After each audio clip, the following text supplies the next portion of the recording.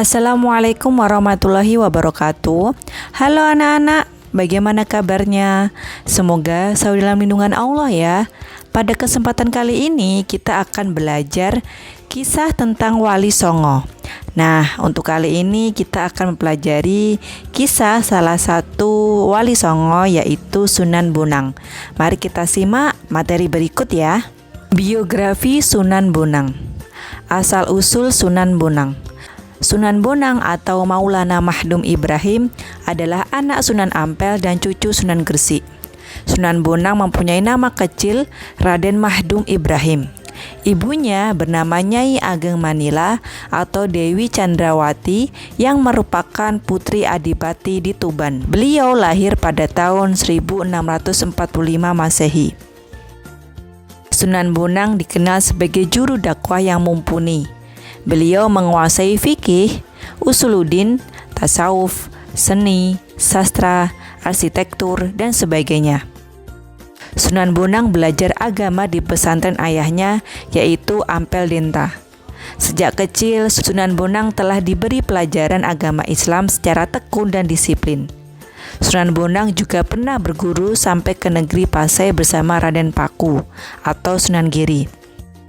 Setelah dewasa, Sunan Bonang berkelana untuk berdakwah di berbagai pelosok Pulau Jawa. Awalnya, beliau berdakwah di Kediri yang mayoritas penduduknya beragama Hindu. Di sana, Sunan Bonang mendirikan Masjid Sangkal Daha. Sunan Bonang sering berkunjung ke daerah terpencil di Tuban, Pati, Madura, serta Pulau Bawean.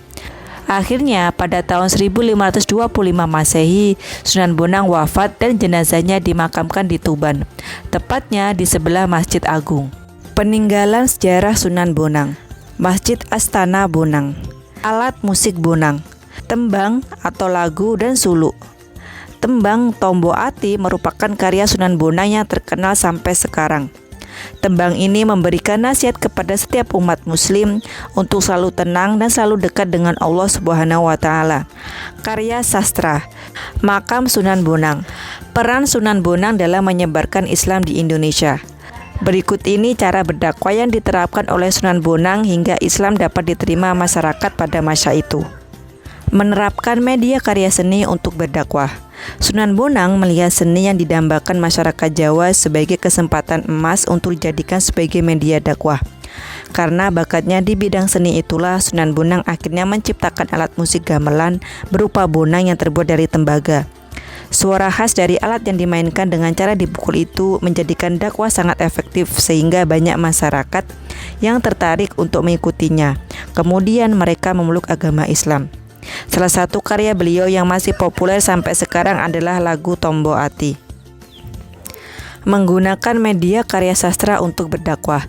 Sunan Bonang memang seorang wali yang memiliki jiwa seni yang sangat tinggi. Bahkan dalam berdakwah masih saja menggunakan media seni. Sunan Bonang juga melakukan dakwah dengan menggunakan media karya sastra. Sunan Bonang banyak melahirkan karya sastra seperti Suluk Ujil. Suluk ini menggambarkan tentang cara seseorang menggapai ketenangan batin. Memasukkan nilai-nilai keislaman pada tradisi masyarakat Jawa. Masyarakat Jawa mengenal ritual Pancamakara dalam ajaran Tantrayana, yaitu sebuah upacara yang dilakukan dengan duduk mengelilingi makanan dengan seorang cakreswara atau imam sebagai pemimpinnya membacakan mantra-mantra. Melihat tradisi yang dilakukan masyarakat, Sunan Bonang mengisi tradisi dengan upacara kenduri atau selamatan dengan doa-doa Islam. Nah, itu tadi materi Wali Songo mengenai kisah Sunan Bonang.